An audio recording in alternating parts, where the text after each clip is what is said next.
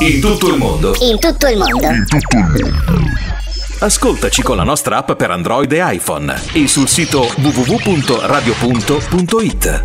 Radio Punto, semplicemente ovunque. Bene, allora Massimo, innanzitutto ti ringrazio, non so per quale strano motivo, ogni volta che mi collego con te c'è qualche cosa a livello di regia che non va. Poi racconteremo anche l'aneddoto per cui io ti chiamo molto così, in maniera tranquilla, il mio eroe, ma lo raccontiamo dopo perché prima voglio raccontare invece il tuo nuovo progetto che secondo me è fantastico, accade alla bisogna, io mi sono messa anche in versione rossa renna perché secondo me è il regalo dell'anno questo. The answer, my friend, is The Rock.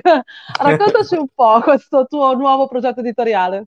Ma allora tutto parte da un presupposto che le parole delle persone, non necessariamente degli artisti, quando le incontri poi alla fine ti rimbombano addosso, magari a distanza di giorni, di settimane, di anni.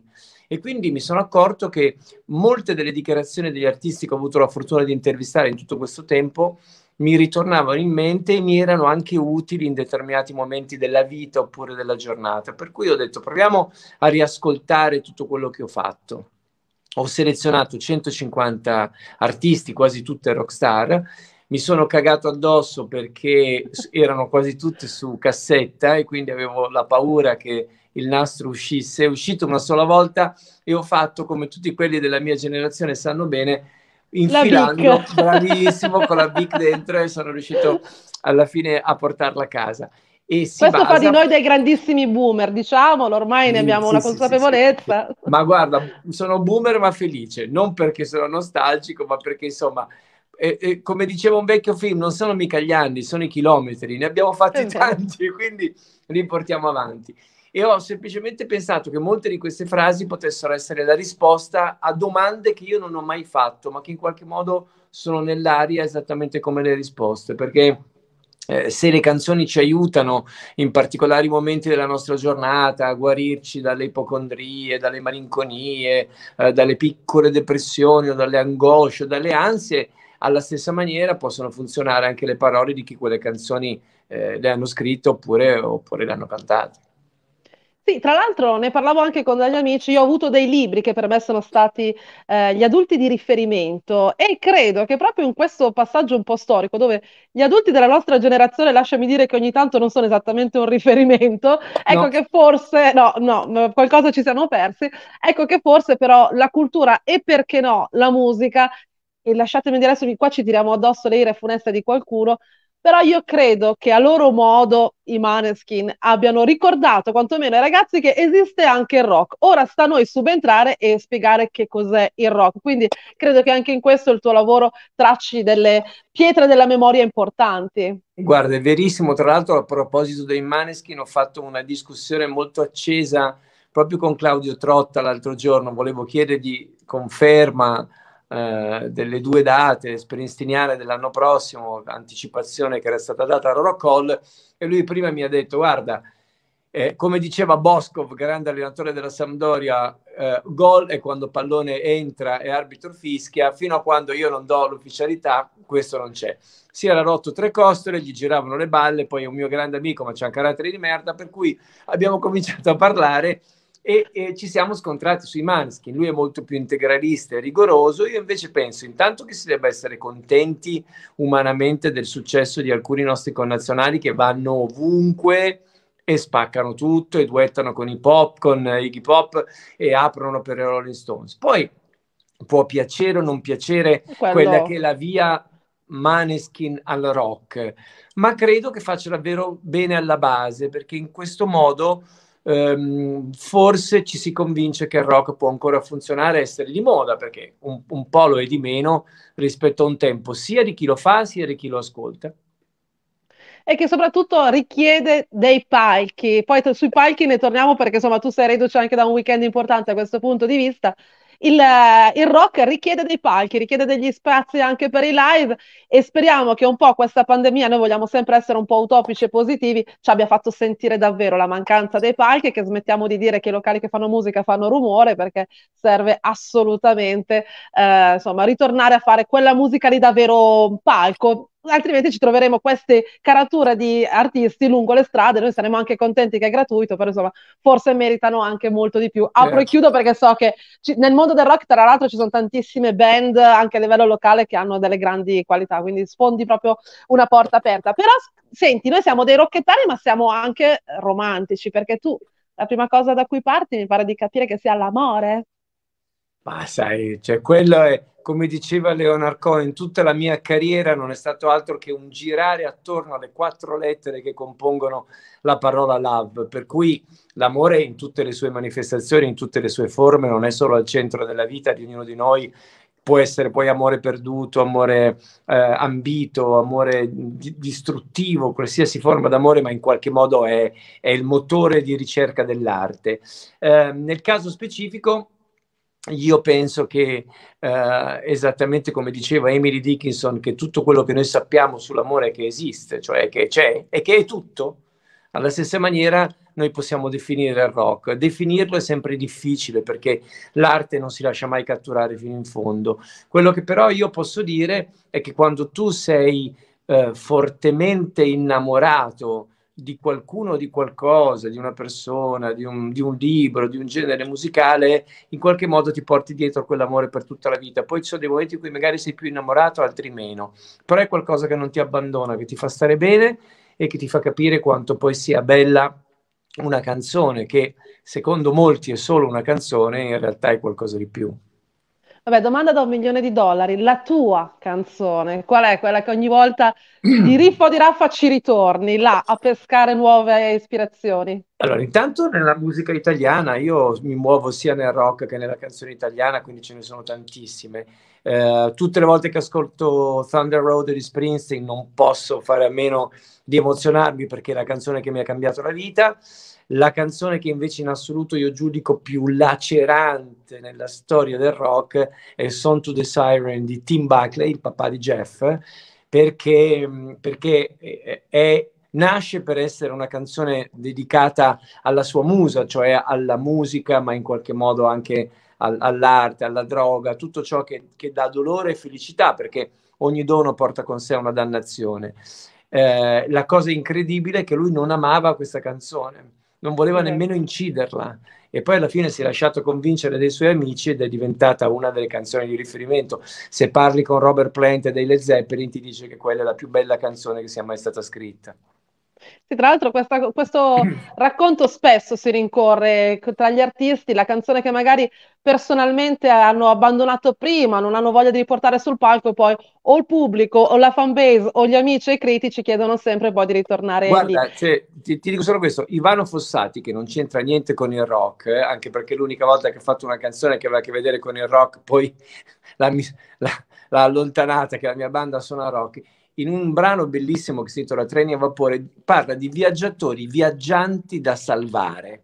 Cioè, i viaggiatori quando si innamorano troppo del loro viaggio hanno poi bisogno di qualcuno che li prenda, che li riporti a casa, altrimenti si perdono. Per quanto È possa vero. essere bello il viaggio, c'è bisogno ogni tanto di una bussola.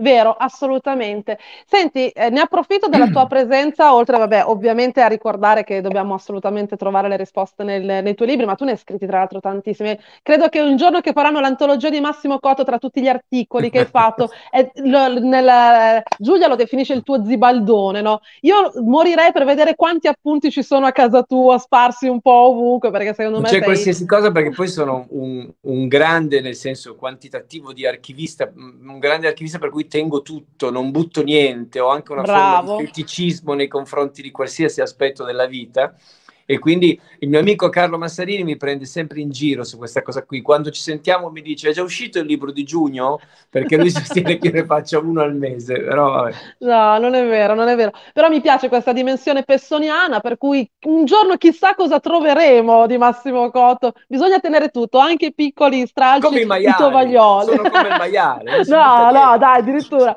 Senti, a proposito invece di palchi, insomma, sono stati giorni intensi per te perché siamo arrivati anche a definire i partecipanti per l'Area Sanremo, siamo arrivati alle 10 selezioni, insomma, che ci potranno dare soddisfazioni. Io vorrei parlare un po' con te, ne abbiamo già parlato con il maestro qualche settimana fa, però ne abbiamo parlato anche di palchi, no? E secondo me c'è un po' un parallelismo di snobismo, così come diciamo sì, vabbè, però i Maneskin, molto spesso diciamo sì, vabbè, però Sanremo. Invece noi che siamo utopici lo difendiamo molto Sanremo, non perché ci piaccia tout court tutto quello che avviene sul palco dell'Ariston e il fatto che accada all'Ariston, che forse dal punto di vista della logistica gli addetti ai lavori sanno che è insomma un bel tour de force e una corsa ad ostacoli.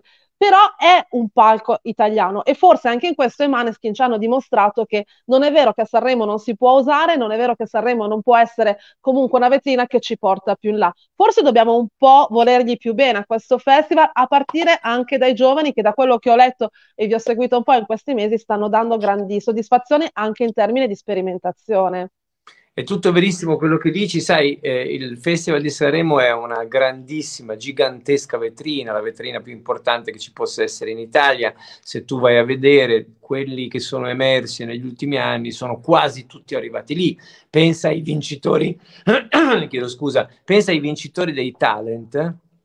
Quando uno vince un talent, poi vuole andare comunque a Sanremo. Quando Sì. vinci Sanremo non pensi ad andare a un talent, quindi è un po' la consacrazione, un po' il punto d'arrivo, al tempo stesso un punto di partenza. Io credo che rispetto a qualche anno fa sia molto cambiato il Festival di Sanremo. Fino a qualche anno fa non era completamente rappresentativo della musica che si faceva in Italia, quindi era più un evento televisivo che altro. Da qualche anno a questa parte invece tutti vogliono andare a Sanremo e tutti ci vanno a modo loro, non scrivendo canzoni festivaliere, non canzoni sanremesi, ma provano a portare se stessi. Continuo anche a ripetere che comunque in passato anche i più grandi esponenti del rock italiano, dagli After Hours ai Marlene, sono andati comunque molto volentieri sul palco e ne hanno ottenuto comunque dei benefici. Se tu vai e sei te stesso e hai un po' di culo, perché senza quello non si va da nessuna parte, Serve sempre. allora riesci a funzionare e ad arrivare a più gente possibile. Il discorso di Maneskin è perfetto perché loro emergono da due festival, che sono il Festival di Sanremo e l'Eurovision, che sono quanto di più lontano ci possa essere dal rock. È vero, è vero. Bene, allora non ci spoileri nulla, qualche tua suggestione, qualche cosa che ci Ma no, accompagni da qui. a me piacerebbe molto, ma questo è davvero un sogno, che i direttori artistici del Festival di Sanremo dessero un po' più spazio ai giovani. I giovani non fanno ascolto, ma non fanno ascolto perché non sono conosciuti. Certo, Quindi arrivare al Festival di Sanremo per loro è bellissimo. Noi abbiamo appena finito le audizioni, in questo momento insomma ci sono i ragazzi della RAI che stanno mettendo a punto il cast per la serata del 15 di dicembre, però arrivare a Sanremo può essere anche controproducente, perché tu hai 3 minuti a disposizione e i giovani vengono spesso eliminati perché c'è questa cosa del sangue, quindi uno contro l'altro, e quando hai una possibilità poi non sempre te ne viene data subito dopo un'altra. Quindi a me piacerebbe un festival dove i giovani abbiano davvero la possibilità di dimostrare che sono quasi all'altezza dei big. Mahmood, ma non perché è venuto fuori certo. da Sanremo quando io ero presidente di commissione, però è una persona che è andato direttamente fra i big e ha vinto il Festival di Sanremo, ha cambiato la sua carriera e la sua vita. Bisogna soltanto crederci un po' di più. Quindi questa è la cosa che io per ora... poi sai, ci sono tanti boatos, tanti nomi, dicono, ah, c'è questo al Festival di Sanremo. Io per ora ho sentito soltanto nomi della tradizione. Se dovessero andare tutti quelli che mi hanno detto che sono sicuri di andare, secondo me facciamo un festival con 80 artisti. Perché sai che questa, fino al giorno prima, Sì, fino è al momento vero. di entrare in conclave, siamo tutti papi. Non siamo mica cardinali, siamo tutti papi. Quindi... È vero, è vero, è vero, mi piace anche questa dimensione di sacralità. Noi però ti invitiamo ufficialmente alla Lucio Dalla, non abbandonateci di là perché io credo che invece proprio con la pandemia anche il mondo delle radio e ovviamente anche del web sta trovando una nuova dimensione, anche una relazione diversa forse tra web, radio, tra social, non social.